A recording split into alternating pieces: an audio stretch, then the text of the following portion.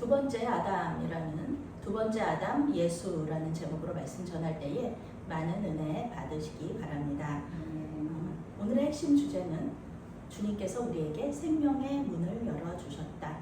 주님께서 우리에게 생명의 문을 열어주셨다입니다. 타산지석이라는 말이 있습니다. 반면교사라는 말도 같은 뜻입니다. 사전적인 의미로는 그 남의 산에 있는 돌이라도 나의 옥을 다듬는 데에 소용이 된다는 뜻입니다. 다른 사람의 하찮은 언행 또는 허물과 실패까지도 자신을 수양하는 데 도움이 된다는 말입니다. 오늘 사도 바울은 아담과 예수님을 비교하고 있어요. 그러면서 아담이 왜 예수님을 예표하고 있나를 설명하고 있습니다. 사실 아담과 예수님은 비교 대상이 아니잖아요. 그런데 아담은 예수님을 예표한단 말이죠. 아담은 피조물이고 하나님은 창조주이시잖아요. 절대 비교 대상이 아닙니다. 아담이 예수님을 예표하는 이유는요, 대표성 때문에 그렇습니다.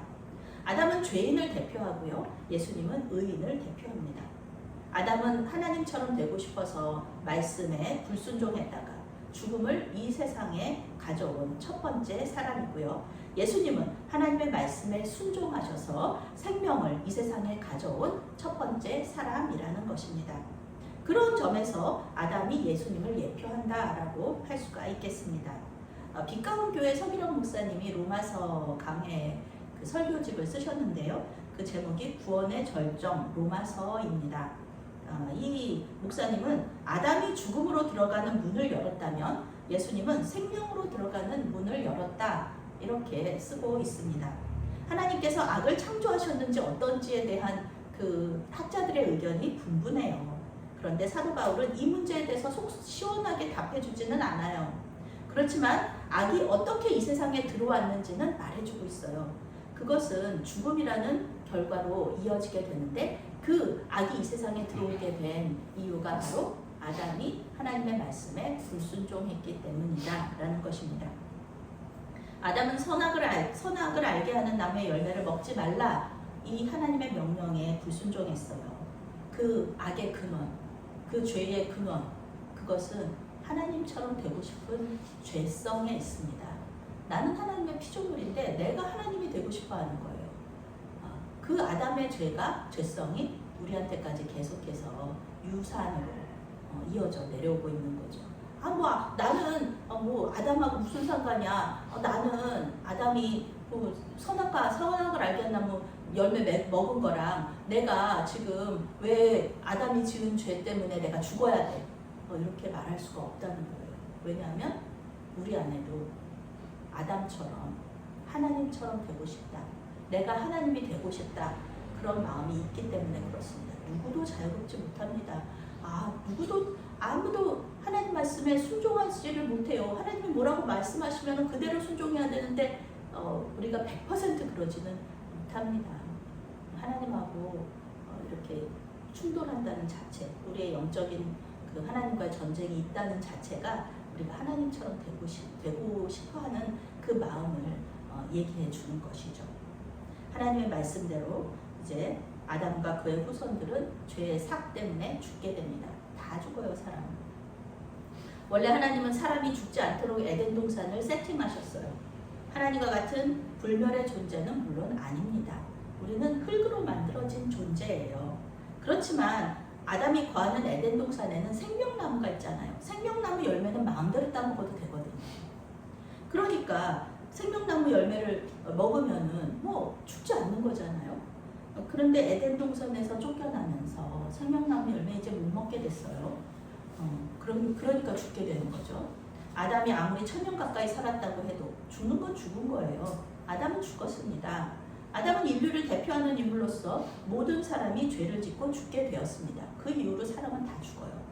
12절 후반절에 모든 사람이 죄를 지었으므로 사망이 모든 사람에게 이르렀느니라, 이렇게 사도 바울이 쓰고 있는데요. 이 이르렀다는 말은요, 원어적인 의미로 통과한다라는 뜻이에요. 통과하다. 즉 모든 인간은요, 죽음을 통과해야 된다는 말입니다. 존 버년이 쓴 철로 역정에서요, 크리스찬이 마지막에 천국으로 들어가는 마지막 관문으로 어디를 통과하냐면은 죽음을 통과하거든요. 사람이라면은 누구든지 이 죽음을 통과해야 되는 것입니다. 성경은 매우 간단하게 모든 사람이 이 죽음을 통과해야 되는 이유가 모든 사람이 죄를 지었기 때문에, 죄를 범했기 때문에 죽는다, 이렇게 말하고 있습니다. 우리가 죽는 이유는 죄 때문이라는 거예요. 사도 바울은 아담 한 사람이 죽음을 가져왔다면 예수님 한 분이 생명을 가져올 수도 있는 거 아니냐, 이렇게 말하고 있어요. 인간인 아담의 영향력이 그렇게 모든 사람이 죽게 할 정도의 영향력이라면 예수님, 하나님이신 예수님의 영향력은 어떻겠느냐, 그러는 것이죠. 그 영향력은 더 크지 않겠느냐. 죄를 짓고 죽은 사람의 대표가 아담이라면 순종과 믿음으로 의롭게 된 사람의 대표는 예수님이라는 겁니다. 모든 사람은 이 두 대표를 앞세운 그룹 안에 딱 이렇게 들어가 있어요. 아담의 그룹이 있고요, 예수님의 그룹이 있습니다.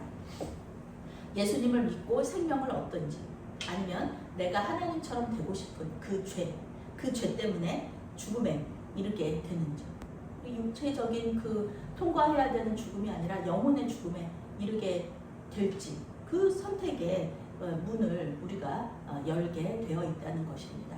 우리는 어떤 문을 열 것인가? 아담이 들어간 문을 열 것인가? 아니면은 예수님께서 들어가신 문을 열 것인가? 이것이 우리의 선택에 달려 있다는 것입니다. 사도 바울은 계속해서 아담과 예수님의 다른 점을 설명해요. 한 사람 아담이 불순종함으로써 많은 사람이 죽었지만 예수님은 그 죽음을 이겨내실 정도의 큰 은혜를 우리에게 주실 수 있는 능력이 있다. 아담의 범죄는 신학적인 용어로 타락이라고 부릅니다. 그러나 이 타락이 회복될 수 있는 길을 하나님께서 열어주셨어요. 그것은 예수님께서 아무 죄 없이 십자가에서 죽으시고 다시 살아나심으로써 우리에게 본을 보여주신 거예요. 우리 역시 아담의 후손으로서 반드시 죽음을 통과할 거예요. 그렇지만 주님께서 다시 살아나셨듯이 우리도 반드시 다시 살아날 것을 믿으시기 바랍니다. 이것이 생명이며 명생을 주셨다는 의미입니다. 아담의 불순종으로 우리는 모두 죽음을 두려워하고 피하려고 해요. 그렇게 노력을 합니다. 동서고금을 막론하고요, 죽음을 피하는 방법에 대해서 많은 연구가 이루어졌습니다. 지금도 마찬가지로 노화를 늦춘다, 멈춘다, 이런 연구가 계속되고 있어요. 죽기 싫어서 그러는 거예요. 우리가 살아있는 동안 건강하고 행복하게 사는 거, 이거는 기쁜 일이고 좋은 일이죠. 그런데 하나님의 섭리 가운데 있는 우리의 육체의 죽음까지도 부정하는 거, 죽지 않으려고 노력하는 거, 이것은 인간의 이기적인 욕망이죠.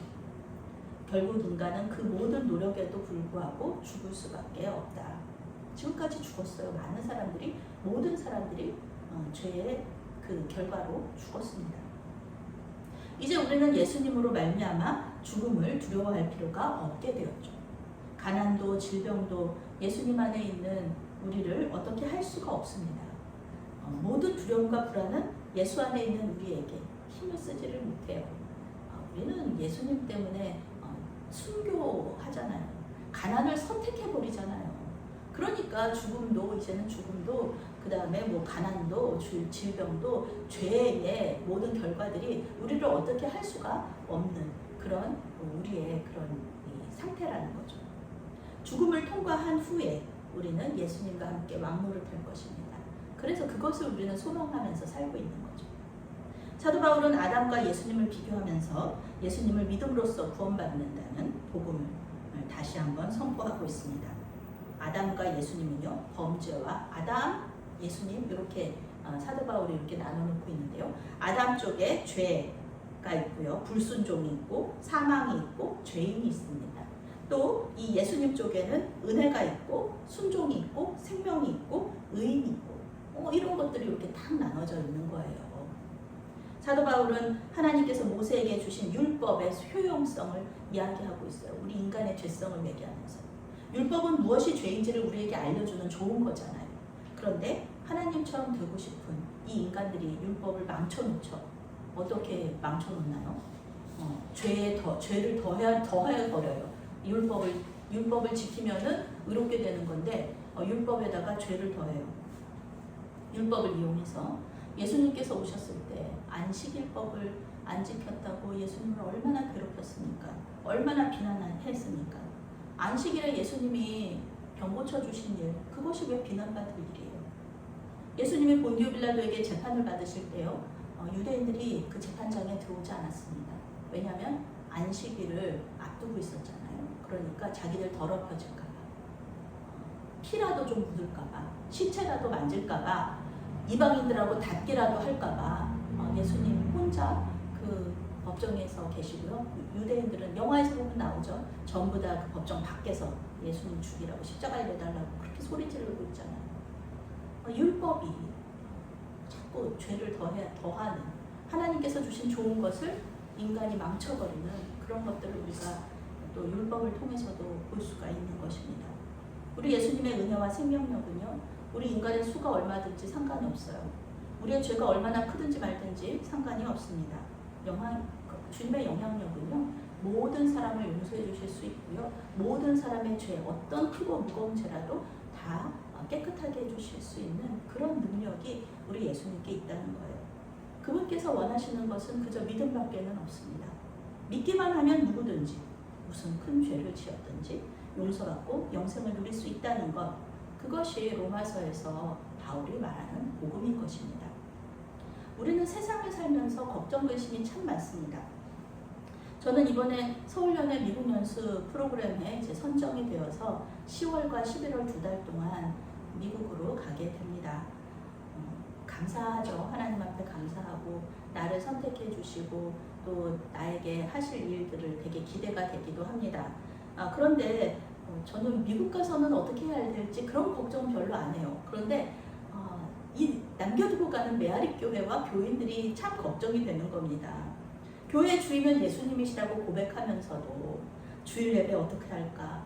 또 제가 또 여기는 작은 교회니까 제가 하는 일이 많잖아요. 담임 목사들이 하는 일이 많단 말이에요. 담임 목사가 청소도 해야 되고 헌금 그 위원 정리도 다 해야 되고 행정적인 일도 굉장히 많습니다. 예배만 인도하는 게 아니거든요. 그런데 그 모든 일들을 다 2달 동안 누가 할 것인가? 어떻게 할 것인가? 남아있는 성도들이 계속해서 교회에 나올 수 있을 것인가? 그동안에 교인들이 떨어져서 또 교회를 안 나가 버리면 어떡할까? 이런 걱정들이 제 안에 있는 거예요.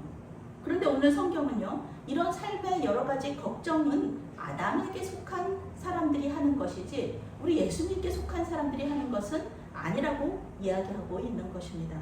예수님을 믿는 사람들은요, 생계나 삶에 대해서 크게 걱정할 필요가 없어요. 크게 걱정하지 않아요. 왜냐하면 예수님께 속한 사람은 예수님께서 가장 귀하고 가장 어려운 생명을 주셨다는 거예요. 그런 생명을 주셨는데 다른 것들은 사실 너무 주님께는 가벼운 거잖아요. 당연히 주시지 않겠느냐 하면서 믿음을 가진 것입니다. 마치 큰 호텔의 주방장, 셰프가 어린이도 하는 계란 후라이를 못하겠습니까? 계란 후라이 너무너무 쉬운 거예요. 그 호텔 셰프한테는. 그런 것처럼 십자가에서 죽으셨다가 다시 살아나셔서 우리에게 영생을 주신 주님께서 우리 삶에 이런 우리가 걱정하고 근심하는 것들에 대해서 모든 필요들에 대해서 채워주시지 않겠나라는 것이죠. 그러니 여러분, 아무것도 염려하지 말고 오직 기도와 간구로 너희 구할 것을 감사함으로 하나님께 아뢰시기를 바랍니다.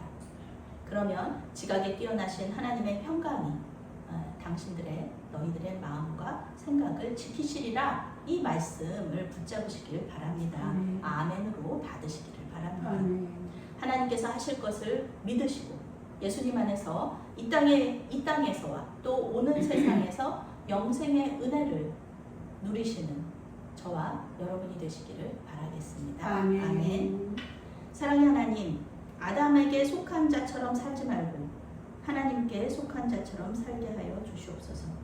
예수님께서 주신 생명으로 이 세상에서 승리할 수 있도록 도와주시옵소서. 죄와 사망에게 지배당하는 것이 아니라 죄와 사망에서 자유를 누리게 하여 주시옵소서. 예수님의 십자가의 죽으심이 헛된 것이 되지 않도록 믿음으로 승리하며 영생을 누리게 하여 주시옵소서. 예수님의 이름으로 기도합니다. 아멘.